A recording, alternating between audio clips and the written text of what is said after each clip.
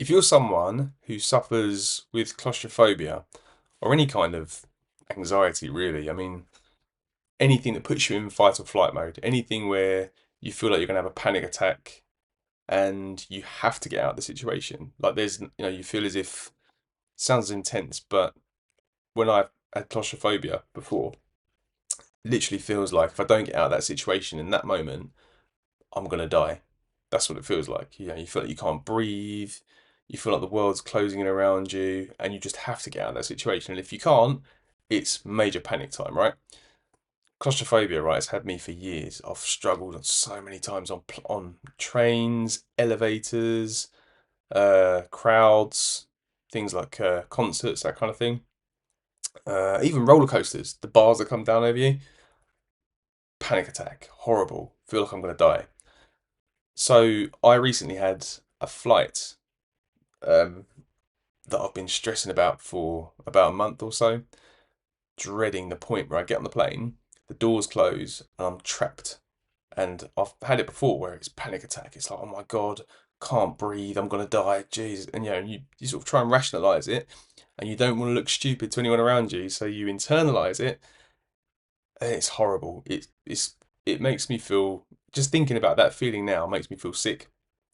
So I was dreading this flight because I'm thinking, oh, as soon as I get on the plane, there's going to be a point of no return. I can't get off. The doors will close. Wallop! I'm going to be hit by this horrible panic.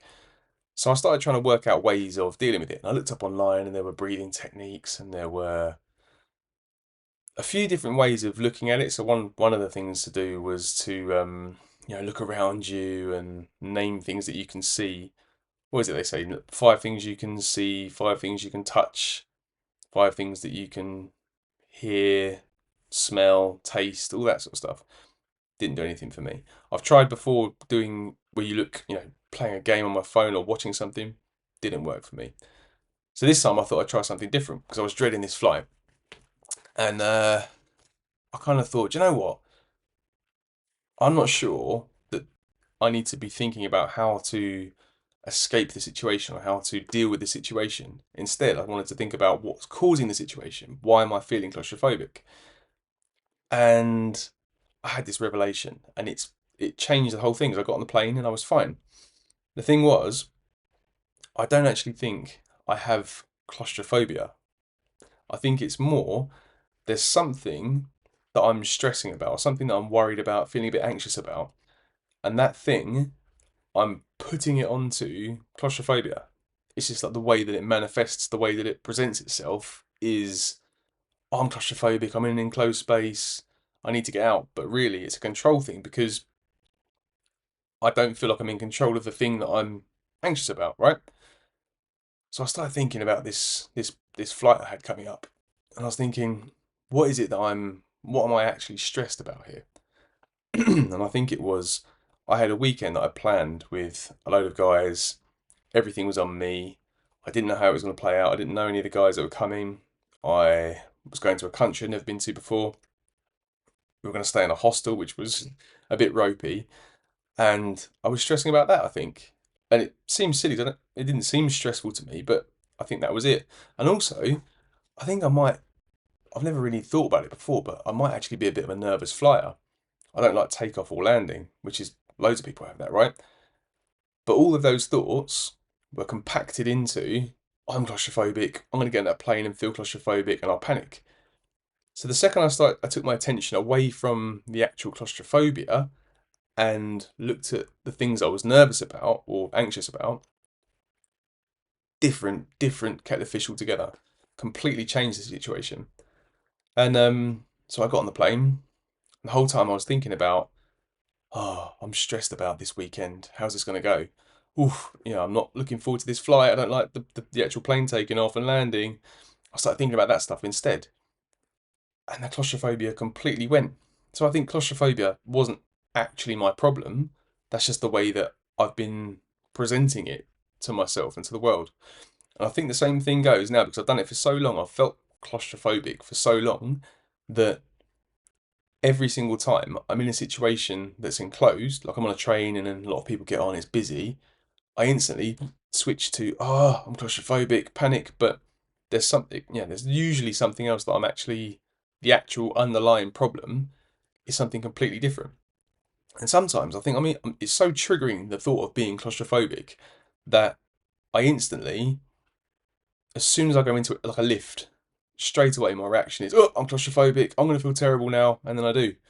I think it's the anticipation, because if I have a long train journey coming up, before I even get on the train, I'm thinking, oh, I'm going to be on the train for 2 hours. There's going to be people on there. I'm going to feel claustrophobic. And I wind myself up and get to the point where I'm going to feel claustrophobic. I'm going to feel that panic. I'm going to feel that horrible thing where I can't breathe and the world is disappearing and it all goes wrong.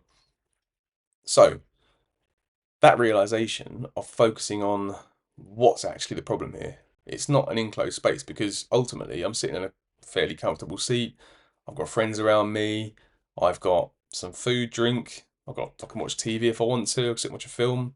I can listen to music. I can sleep if I want to. There's nothing claustrophobic about that. That's not an enclosed space, really, really. But yeah, so focus on the thing that's actually the problem.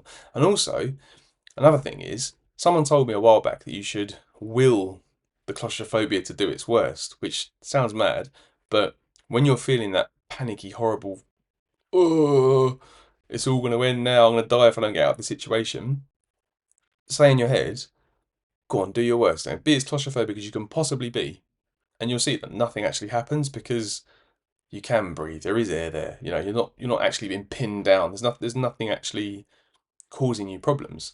You're not actually dying. You're not in a life or death situation. So will it to do its worst, and you'll see that nothing actually happens. And the last thing is box breathing, which someone suggested to me before I flew this weekend that I have a go, and I did it just to try it out really. But I don't think it actually helped me that much. I think it was just like an extra layer of calming something to help me. So that's where you breathe in for 4 seconds, hold your breath for 4 seconds, and then breathe out for 7 seconds. And you keep doing that, going around that cycle.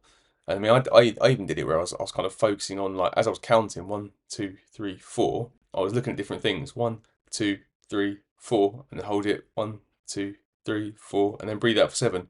I did that. I don't know if that actually helped me, but I did it as well.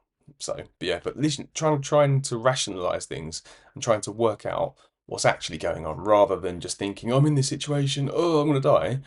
Massive game changer for me. And I definitely think if you're someone who suffers with claustrophobia, give it a go, because it might be that you're not actually claustrophobic at all. You just got a weird, you've taught yourself to take your problems and lump it onto claustrophobia as a label.